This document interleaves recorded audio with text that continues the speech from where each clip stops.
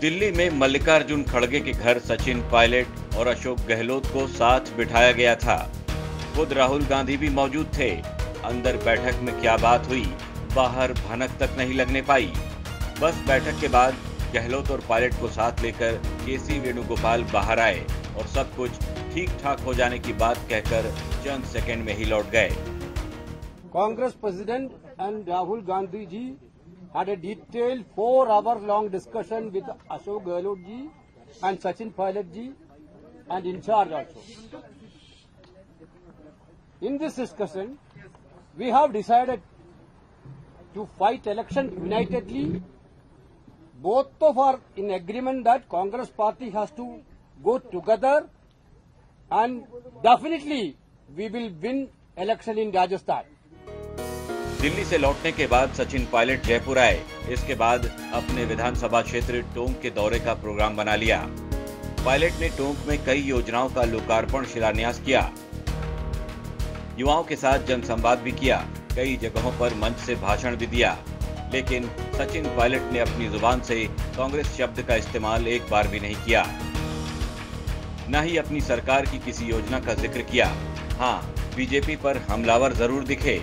Pilot ने फिर से अपनी बात दोहराई कि करप्शन को लेकर वो कोई समझौता नहीं करेंगे, अपनी बात पर कायम रहेंगे, जो वो दिल्ली वालों को भी बता कर आए हैं। मैंने मुद्दा उठाया था और मैं समझता हूँ इस मुद्दे पर कार्रवाई सरकार करेगी।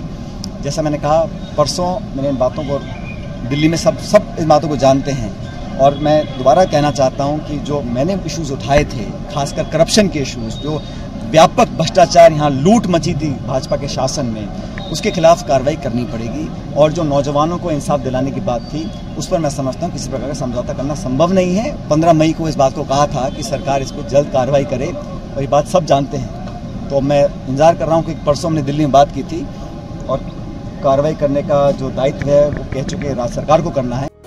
सचिन के टोंक आने से पहले ऐसी कुछ बातें हो रही थीं कि हो सकता है इस बार सचिन पायलट विधानसभा का चुनाव टोंक से नहीं बल्कि झालावाड़ या फिर अजमेर के मसूदा से लड़ें।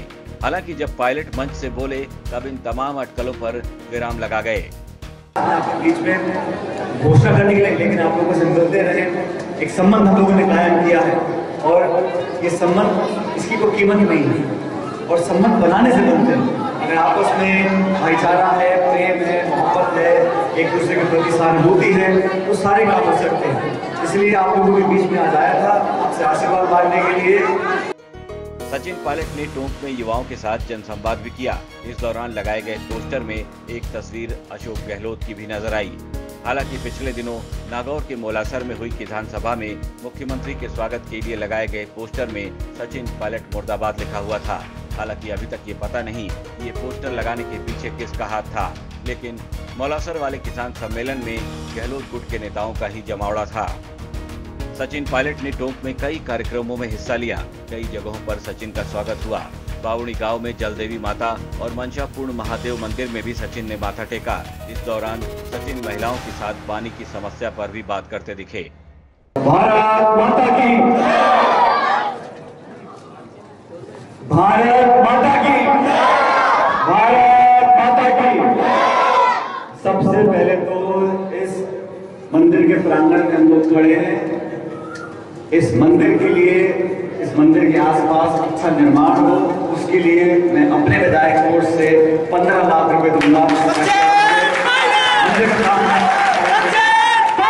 और एक राज्य उच्च महाविद्यालय बावड़ी के लिए उन्होंने 2 कमरे का निर्माण करना चाहते हैं। उसके लिए 10 लाख रुपए मैं और दूंगा ताकि बच्चों के लिए कमरे बने, बच्चों की पढ़ाई के लिए कमरे बनेंगे, सड़क के निर्माण होंगे, इस महत्वपूर्ण मंदिर के आसपास एक और भवन निर्माण होगा। तो पैसे की कमी ना पहले कभी आई है, ना आने दूंगा।